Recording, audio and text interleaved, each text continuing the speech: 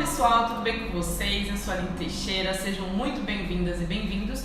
Hoje é o primeiro episódio do meu podcast e eu tô aqui com um convidado mega especial. Para quem vê as minhas redes sociais e acompanha tudo, @alineteixeira.oficial, vai saber quem é que tá aqui comigo hoje, que é o Arthur Novaes, que já esteve aqui no meu escritório essa semana. A gente bateu um papo super bacana sobre educação. Arthur tem 17 anos, então não se enganem com a pouca idade do Arthur. Ele é super engajado nessa área de educação, tem muito conhecimento, então a gente teve essa ideia, né, Arthur, de poder transmitir todo esse conhecimento que o Arthur tem para outras pessoas, outros jovens também. O Arthur é estudante do ensino médio, né, Arthur? E ele tem muita coisa para compartilhar com vocês, não só os jovens, né? Acho que todo mundo precisa saber um pouco mais sobre educação, né? Prazer, Arthur, seja muito bem-vindo. Prazer é todo meu estar aqui, Aline. Eu acho que abrir espaço para a gente falar sobre educação, eu acho que não há melhor momento para a gente fazer isso. Fico muito feliz de estar aqui para compartilhar um pouco das minhas experiências. Legal. E Arthur, eu vi aqui que você quer falar sobre algumas coisas, né? Então, que tema que você quer começar para a gente fazer esse bate-papo aqui? Não, eu acho que o principal é apresentar um pouco contar um pouco qual a minha experiência, né? Eu não tenho nenhuma formação técnica na área em questão de educação, eu sou um estudante, então o que eu tenho sobre as coisas que eu sei sobre a educação é referente à minha experiência do dia a dia mesmo. Legal. Né? Então foi ali a partir de 2018 que eu comecei a estudar numa escola, primeira vez que eu estudei numa escola pública, né? A Escola Deputado Manuel de Nóbrega, fica lá na região da Zona Leste de São Miguel. A Escola Deputado Manuel de Nóbrega, ela foi uma das primeiras do programa de ensino integral, né? Do estado. Então a gente eu comecei a estudar lá em 2018, então lá era uma escola de 6º ao 9º ano, então eu estudei os 2 últimos anos, o 8º e o 9º ano lá. Arthur, só pra gente saber, antes disso você estava numa escola particular, é isso? Isso, desde a pré-escola eu sempre estudei em escola particular. Legal. Ali por questões financeiras a gente optou por uma escola pública, né? E como minha mãe é professora, ela é em contatos com os professores, amigos dela, ela conheceu essa escola, que as escolas de ensino integral não eram muitas, eram poucas e também eram poucas pessoas que sabiam.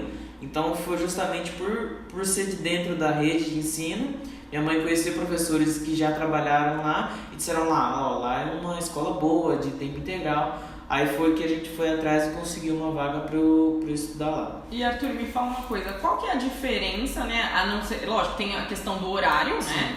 De uma escola regular para uma escola de período integral, mas o que mais você viu assim de grandes diferenças nesse ensino integral?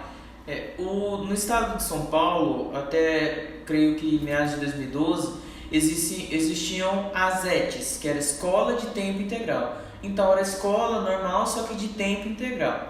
A partir ali de 2014, seguindo o Programa Nacional de Educação, que era aumentar em 50% até 2024 as escolas de ensino integral, o Estado procurou fazer um novo programa, que não era só de tempo integral, era o Programa de Ensino Integral. Então não era só o tempo que seria integral, então o ensino em si seria integral.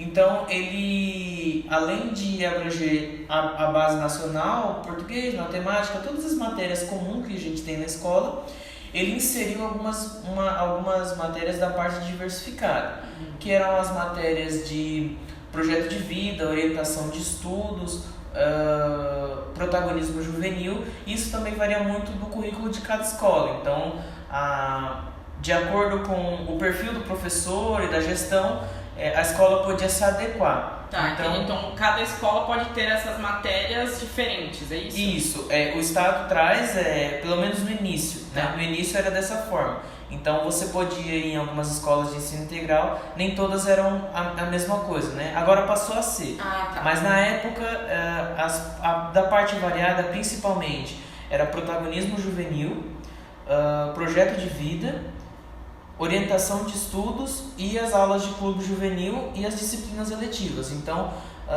eram cinco matérias da parte diversificada, né, que eram divididas também entre os professores comuns, então não existia um professor específico dessa área, mas ele tinha a formação naquela matéria. Isso, naquela parte diversificada. Então, quando o professor ingressava no programa de ensino, ele recebia formações ou dos próprios professores, né, ou da diretoria de ensino para poder desenvolver essa matéria. Legal. Né? E o principal dentro do programa de ensino integral, o alicerce, né, é tido como um projeto de vida do aluno, né? Então, principalmente, não só o que ele quer ser quando ele crescer. Porque isso é muito vago, né? Você fala, isso toda escola faz, né? O que você quer ser, né? E dentro da escola de ensino integral, tinha essa matéria de projeto de vida. Dizia, tem como preceito que o projeto de vida é o alicerce da escola, né? Então, é você saber para o aluno, você quer, por exemplo, ser um advogado? Tá, mas o que você tem que fazer agora? O que você tem que fazer hoje para lá na frente você traçar um caminho e ser um advogado? É como se você já traçasse todo esse caminho para chegar no seu objetivo, né? Isso. Aqui, né, eu trabalho com terapia, né? Sim. Então a gente faz muito projeto de vida, né? Com os clientes que passam aqui. Então a escola fazia isso com o aluno e cada aluno tinha o seu objetivo, é isso? Isso. Na aula de projeto de vida, principalmente, no início era você dar a perspectiva do aluno, porque muitos chegam, não sei, claro. Eu não sei. Então, no início, quando você entrava na escola, você tinha que, o professor tentava ao máximo que os alunos definissem esse projeto de vida.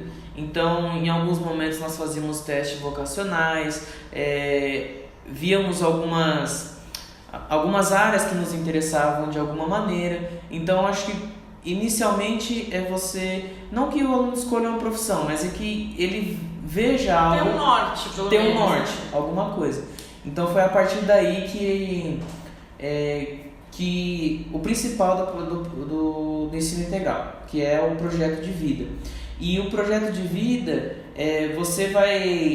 ele tem como um alicerce, porque você vai nortear todo o seu estudo, toda a sua rotina, tudo que você faz dentro da escola a partir disso. Então, por exemplo, se você tem das outras áreas diversificadas, que, por exemplo, orientação de estudos, né? Que nós tínhamos aula de orientação de estudos com um professor de matemática e um professor de língua portuguesa. Então, ele ia definir para você, ele te passava técnicas de questão de estudo. Então, entendi. Forma de organizar, fazer agenda, qual é a maneira que você aprende, né? Porque cada um tem auditivo, sinestésico, exatamente. Então, você traz para o aluno, na parte de orientação de estudos, para ele entender qual é a maneira que ele aprende. Né? Até, gente, só para falar um pouco sobre isso, que é muito interessante para que todo mundo saiba, né, Arthur?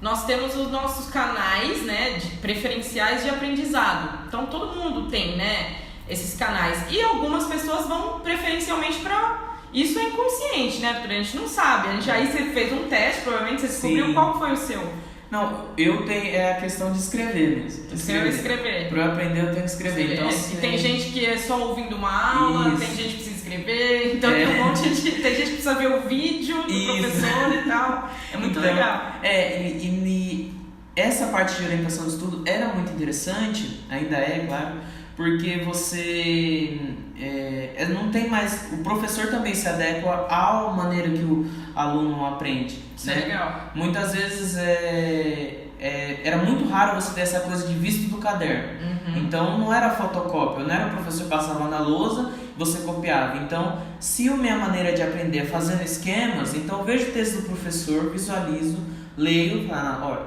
eu aprendo com esquemas, então eu faço esquema. Né?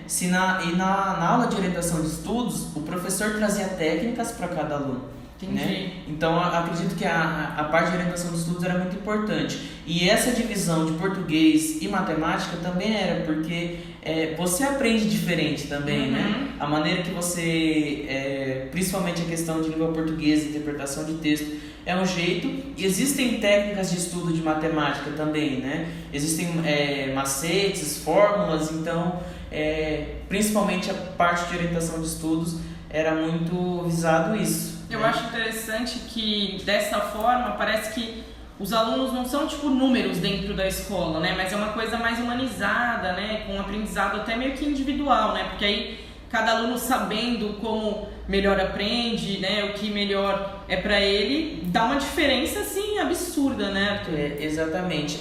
Principalmente nessa questão da individualização do aprendizado, um dos preceitos dentro do programa de ensino integral é o conceito da tutoria. No conceito da tutoria, você vai ter um professor que ele vai ser tutor de um aluno, né? Nessa situação, esse professor que é tutor do aluno, ele vai ter a responsabilidade de, em alguns momentos, em você definir semanalmente, o tutor vai decidir isso, de se encontrar com aquele aluno e falar, por exemplo, observar notas desse aluno, verificar uma eventualidade, um problema que ele tem, e dentro disso o professor vai tutorar mesmo esse aluno, conversar com ele. Geralmente era uma coisa muito... o tutor que você escolher era muito uma questão emotiva, porque não, era uma preocupação muito com o aluno. Sim, né? E cria essa proximidade. Isso, né? Geralmente a gente naturalmente já faz isso, sim, né? Sim. Se você buscar nas suas memórias, vai saber o professor, poxa, esse professor é o que eu conversava e tal. Só que você define isso como um preceito da educação, sabe? Você ter um professor que quando você precisar, você vai conversar com ele, ou quando o outro professor tiver um problema com você, ele vai conversar com o seu professor, né? Então, eu acho que essa preocupação com o aluno, com a pessoa, né, é um dos preceitos também do programa. Arthur, então deixa eu te fazer uma pergunta agora pessoal, né? Sim. Como que foi para você passar por esse processo, né? O que você leva de bagagem, de aprendizado desse processo do ensino integral? Olha, para mim, principalmente, de primeira foi o choque da diferença do ensino privado, né, pro ensino público, né, sem a visão do programa de ensino integral. Principalmente a diversidade de pessoas que você vai conhecer, que são diferentes, né, sai daquela bolha que você tem na escola particular. Assim, quem atua nessa área, eu respeito, é um modo de educação, mas eu pude observar que dentro da questão humana, do ser humano, na educação pública você tem uma maior valorização, né? Então, desde o início eu já observei isso. E principalmente, o que eu levo para mim são as oportunidades que eu tive dentro do ensino público. Eu acho que a desenvoltura que eu tive foi dentro das oportunidades que eu tive dentro da escola pública, com a atuação no Grêmio Estudantil, com a atuação em projetos fora da escola. Coisas que na particular já não é uma verdade, né? Não existe. Não tem, principalmente essa preocupação da formação do cidadão. Certo. Né? Não só... Não é o aluno que tem que passar no vestibular Isso. e tal, né? É uma questão importante, mas antes de passar no vestibular... Tem uma pessoa antes de tudo, né? E eu tenho que me importar com o cidadão que eu estou formando, né? Com certeza. Antes de formar um especialista em fazer conta, em Bhaskara, eu tenho que formar um cidadão, né? Preocupação com o ser humano. E eu pude observar que dentro da escola de ensino integral, e principalmente na escola pública, a preocupação com o ser humano ela é muito tida pelos professores, né? Pelos professores, pela gestão. A preocupação com o ser humano, eu acho que isso foi o que eu mais trouxe assim para mim, né? Se preocupar com o ser humano. Isso é legal. Porque a pessoa, quando existe isso, se sente pertencente a algo, né? Poxa, tem alguém olhando por mim, né? Eu tenho ali o apoio do meu professor, do meu tutor, então até tem essa proximidade, né? Mais com a escola e tudo mais. Isso com certeza deve ser de grande valia na vida desse estudante, né? Você vê a questão do pertencimento, eu acho que ela é muito importante, né? Quando você se entende como sociedade, você vê que, poxa, eu faço parte disso, né? E você tem um papel dentro, todos nós temos um papel Sim. dentro da sociedade. Exatamente, quando você observa isso, que você faz parte disso e que você está fazendo parte do desenvolvimento, porque principalmente quando eu entrei na escola de ensino integral não era algo muito disseminado no estado, né? Foi lá em 2018, 2019, já tinha algumas escolas, já tinha um planejamento de aumentar.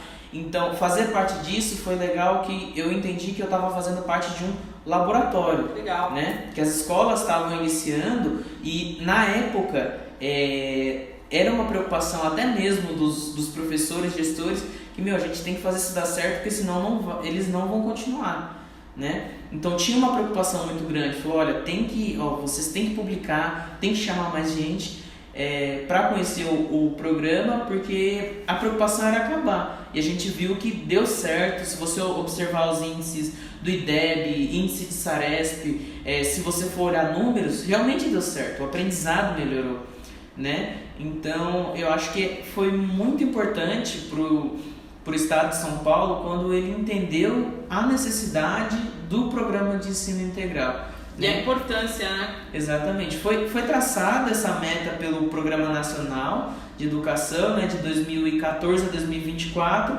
teriam que 50% das escolas deveriam ser de tempo integral. Né? Aí o Estado definiu também nas suas diretrizes que seria dessa maneira. Né? Pegou esse programa juntamente com o Instituto Ayrton Senna, então foi uma base tirada, né, de lá e começou a implementar nas escolas. Né? Então, em 2021, acho que tinham cerca de 1.074 escolas. Para 2022 já aumentou para acho que 2.050, quase que dobrou. Né? E até 2024 o Estado de São Paulo vai atingir a meta dos 50% das escolas, um pouco mais de 50%. Eu acho que é um grande passo para a educação. Com certeza. Um grande passo. A gente fala que São Paulo é o estado mais rico da nação, mas quando você vai olhar índices de educação, como é que você explica, né? Um estado tão rico quando você olha o índice de educação, que é acho que na minha visão primordial de uma sociedade, você vê que infelizmente ele não atinge índices que seriam o São Paulo deveria ser o primeiro em educação, o primeiro em saúde, já que está aqui centralizado. Sim. A maior riqueza, as maiores fortunas estão aqui no estado de São Paulo, então acho que a gente tem que correr atrás disso, né? Traçar políticas para que isso seja embasado e isso vire realidade no nosso estado. Porque isso é a base, né, Arthur? Se não existe a educação, como é que esses jovens vão chegar lá na frente, conseguirem bons empregos e ter uma vida confortável, né? A educação é a base de tudo, né? E não só a educação, né, do normal, como a gente tem nas escolas, mas que nem você falou, né? De formar cidadão. Então, acho que isso é uma das coisas mais importantes mesmo para os jovens que estão nos assistindo e para todo mundo até pais, né, que estão nos assistindo, que é o formar o cidadão, né? Como essa pessoa se porta perante a sociedade, quais os valores dela. Isso é muito importante, né? Esse negócio do projeto de vida eu achei sensacional, porque muitas pessoas da idade do Arthur nunca ouviram falar num negócio desses, né? De projeto de vida, nossa, o que é isso? Vou projetar minha vida? Não, uma coisa específica, né, Arthur? Muito bacana. E Arthur, me fala uma coisa, né? Nessas suas experiências, em toda essa sua vivência dentro das escolas, tanto particular quanto pública, né? Você vê algum desafio quando se trata de educação especial, que é para pessoas com deficiência? Qual que é a sua visão em relação a esse tema, a esse assunto? Que é um assunto que hoje está sendo muito falado, né? E está em alta mesmo, porque tem que falar mesmo, que a gente tem que melhorar, mas qual que é a sua visão enquanto aluno? Eu acho que é muito importante a gente ver, quando a gente se depara com problemas assim, por exemplo, quando você fala da educação, todo mundo fala, não, a gente tem que melhorar a educação, mas ninguém traz propostas, projetos, observa problemas. O que eu faço agora? Todo mundo fala, não, problema é educação e saúde, tá, mas como a gente vai melhorar isso, né? Fica tudo muito genérico, né? Vamos melhorar a saúde e a educação. Tá, qual é a proposta? O principal tem que fazer um plano de vida, né, pessoal? Um projeto de vida para a educação. E quando a gente observa a educação especial, a gente fala muito, se você vê, a Constituição brasileira tem diversos tratativas, diversas leis e cláusulas que definem muito bem os direitos da pessoa com necessidade especial, né? Então, se você observar, além da Constituição, você tem o Estatuto da Pessoa com Deficiência, né? Então, a legislação brasileira, ela garante muito os direitos. Mas quando você vai observar nas práticas, né? Na teoria tá bonitinho, né? Tá muito bem, eu falo, todos têm direitos. Mas quando você observa, se você for falar com uma pessoa que tem necessidade especial, você vai perceber que essa garantia desses direitos são muito complicados, né? Não é algo de fácil acesso, né? Atualmente no Estado, o que rege é a inclusão, né? Que é muito importante você incluir esse aluno, essa pessoa, porque na escola ela vai ter oportunidade, dependendo do grau da sua deficiência, de iniciar um comportamento social, né?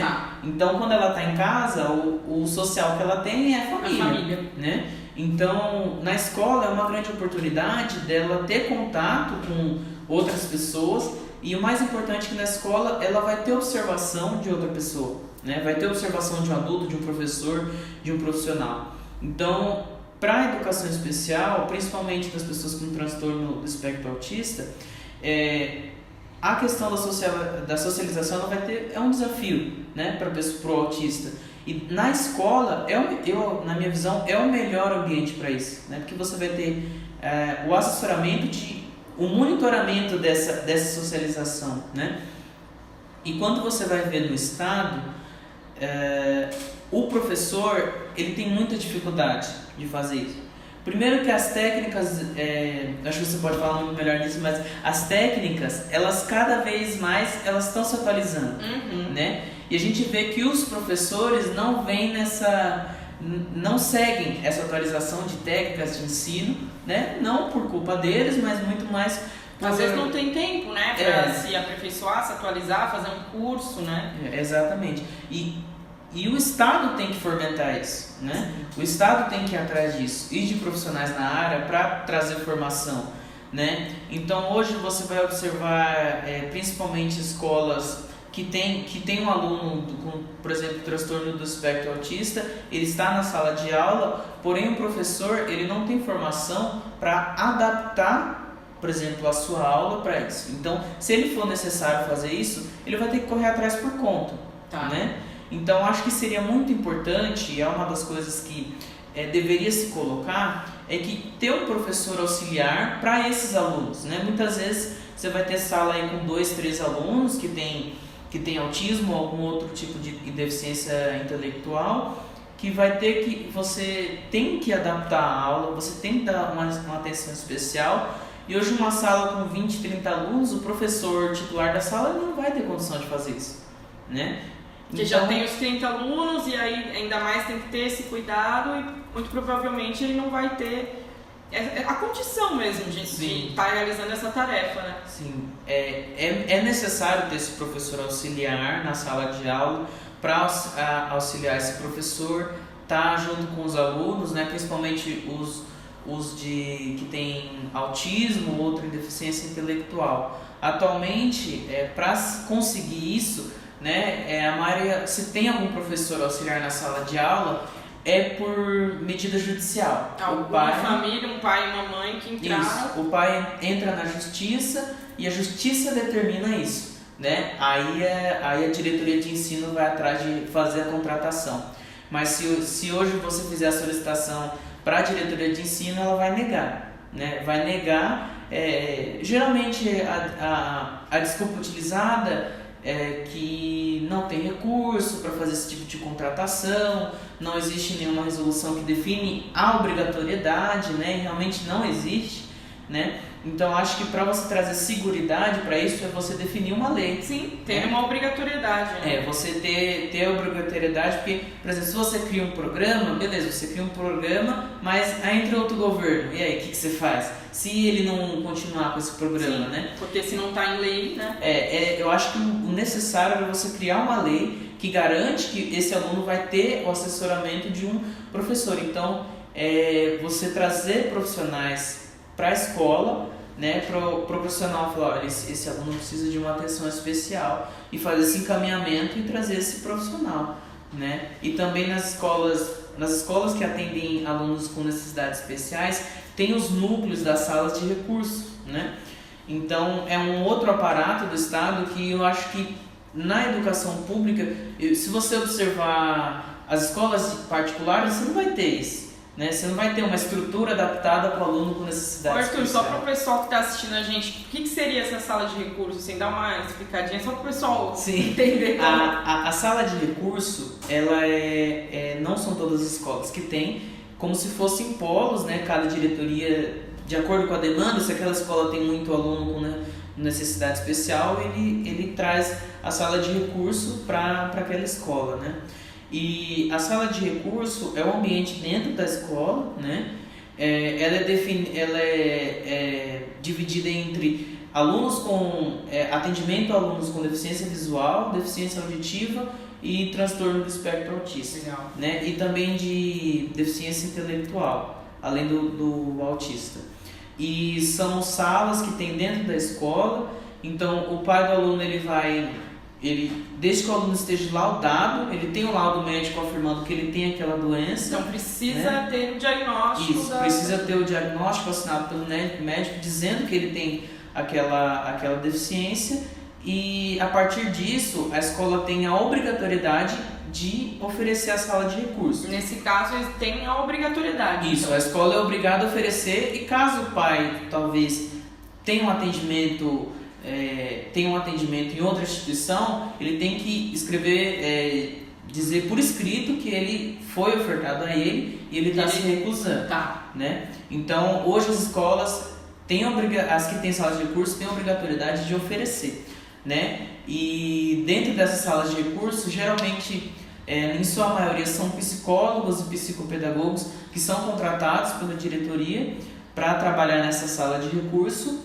E o profissional da sala de recurso, ele vai diagnosticar quais são as dificuldades que o aluno tem, né? Quais são as habilidades que ele precisa desenvolver, e nisso, no contraturno, se o aluno estuda de manhã, ele vem à tarde, se estuda à tarde, ele vem de manhã. Legal. E no contraturno, ele tem ali geralmente 2 horas por semana, divididas na semana, dependendo da dificuldade do aluno e também da disponibilidade da sala, né? O professor vai trazer esse aluno e desempenhar com ele essas habilidades que ele precisa desenvolver, né? Então, se o aluno, por exemplo, tem deficiência visual, a sala para deficiência visual é equipada com a impressora em braille, com as máquinas de escrever em braille, todo o material adaptado para esse aluno, né? E então é um dispositivo que o Estado fornece muito bom, muito eficaz. A gente observa que quando o aluno ele se envolve na sala de recurso, ele consegue voltar para a sala de aula desenvolvendo muito melhor. Sim, e também a questão do pertencimento, né, Arthur? Porque é uma sala que está ali preparada e ele vai conseguir absorver aquele conhecimento agora, ele se sente pertencente, né, daquele núcleo que ele está, né? Exatamente. É muito importante a sala de recurso hoje, e principalmente ela deveria ter em todas as escolas que possuem, não são todas que têm, então toda escola que tem um aluno com necessidade especial, ela devia ter uma sala de recurso. Tanto nas particulares, né? Todas as escolas, né? Exatamente.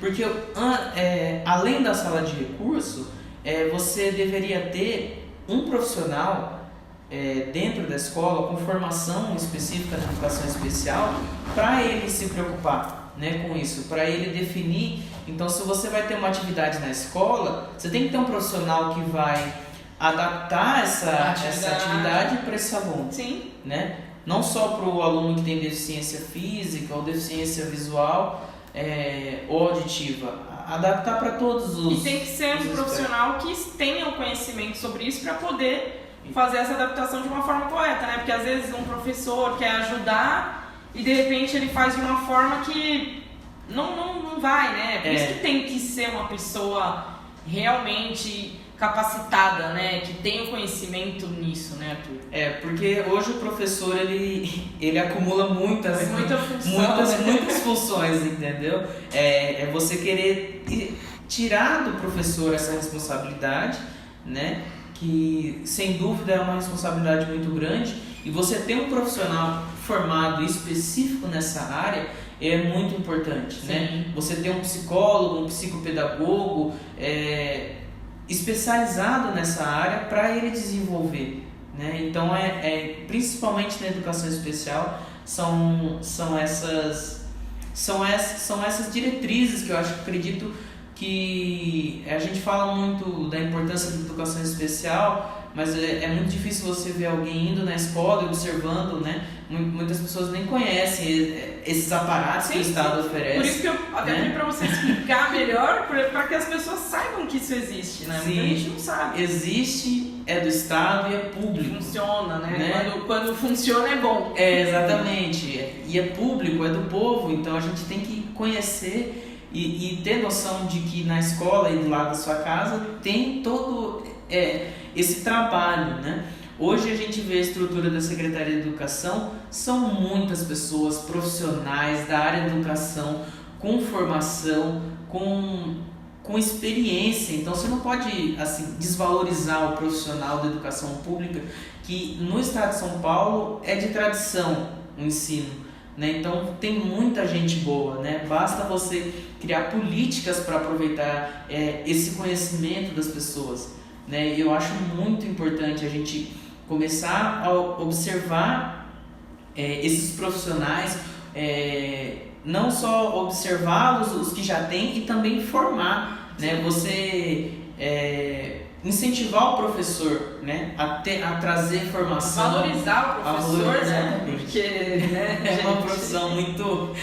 Infelizmente é uma profissão que é desvalorizada hoje em dia no Brasil, né? Então, e se não tivesse professor, o que seria de nós todos, né? Eu tô aqui, quando você falou, até você falou assim, pô, todo mundo lembra de algum professor. Nossa, na hora veio um monte na minha cabeça. Sim. Assim, a gente cria mesmo laços, né, com os nossos professores, que a gente passa uma boa parte da nossa vida no ambiente escolar e depois, né, numa universidade e tal. E acho que deveriam ter mais políticas públicas também que dessem mais valor aos profissionais da educação, né?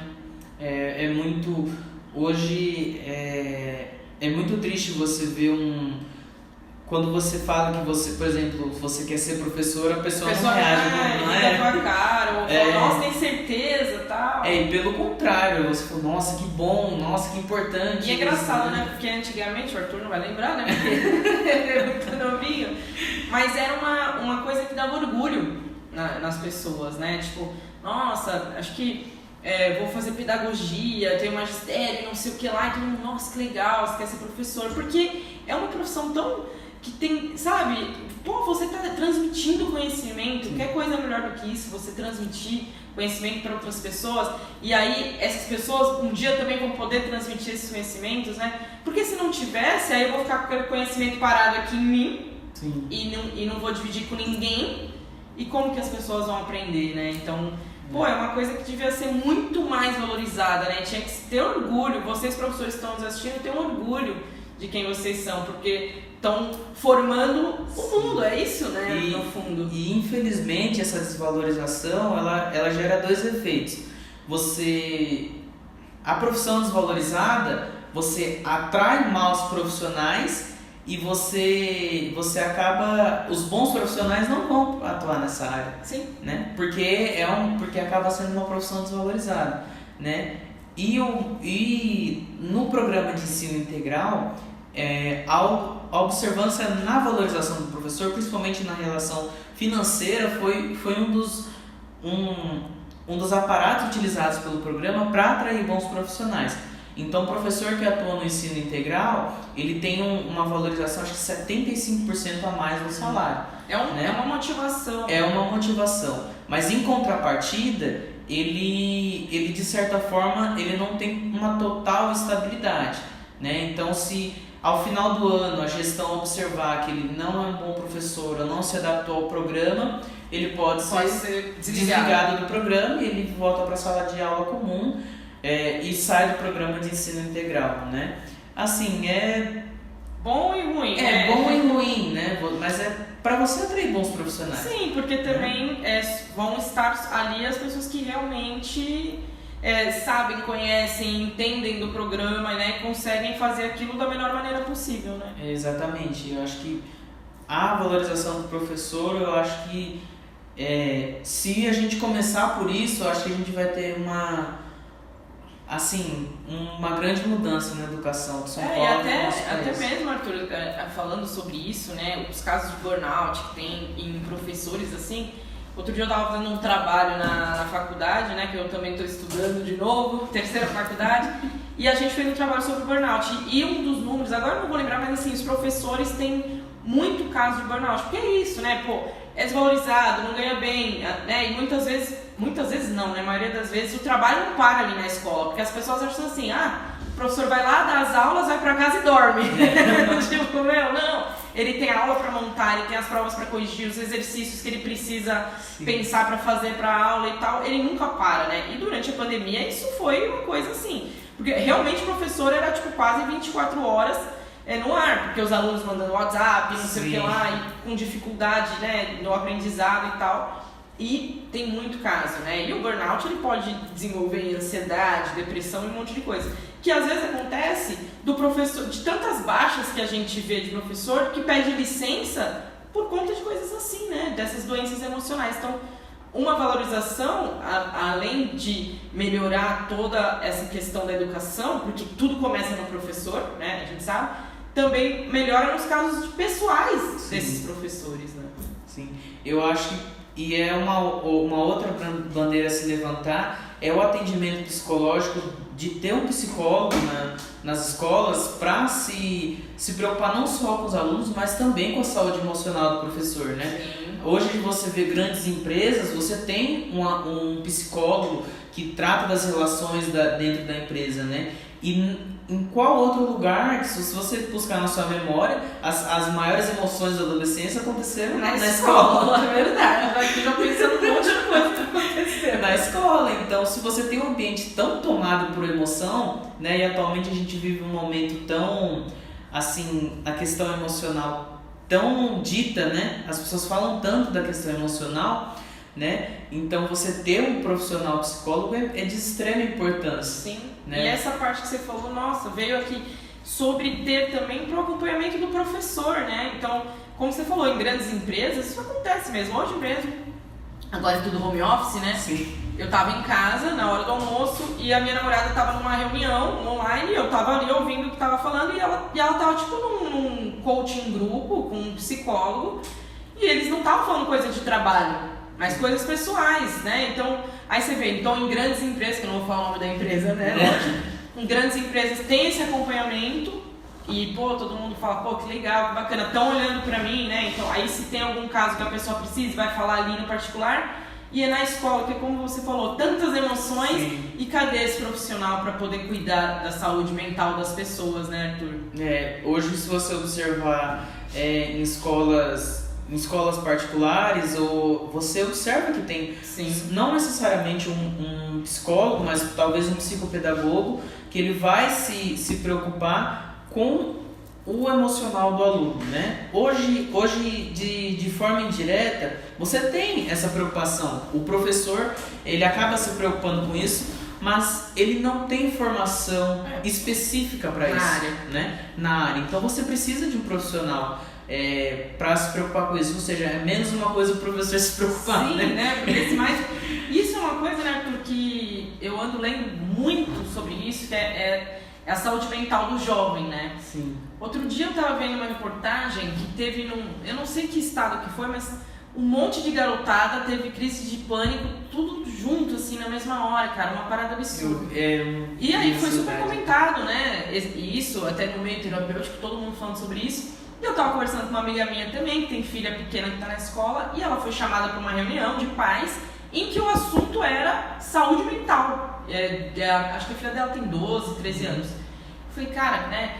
Legal, né, que a escola tá fazendo isso. E olha qual que foi o negócio. A criança ficou 2 anos ali na pandemia, né, em casa, e ela não conseguia fazer a prova com outras pessoas na sala de aula, porque ela tava acostumada a fazer sozinha na casa dela. Então, a pandemia mexeu muito com a saúde mental das pessoas e muito com os adolescentes e jovens também, porque ele ficou ali em casa, sem muito contato social, sem interação. De repente, volta para a sala de aula, com um monte de gente, aí tem essas coisas também. E adolescentes também têm burnout. A gente acha que burnout é só no ambiente de trabalho? Não. Sim. também existe para estudantes, porque é uma pressão do caramba, ainda mais na fase que você tá, terceiro ano, último ano. É aquela pressão. Vestibular, ouve essa palavra. As pessoas te perguntam, que ano você tá? Terceiro. Ah, você já sabe que tá Exatamente. em faculdade? Tipo, caramba, às vezes você não quer nem pensar sobre isso, né, meu? Tipo, então, é uma pressão muito grande. E tendo um acompanhamento psicológico dentro das escolas,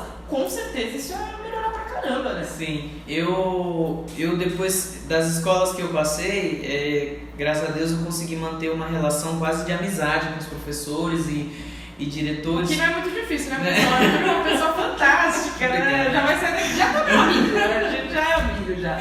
Obrigado.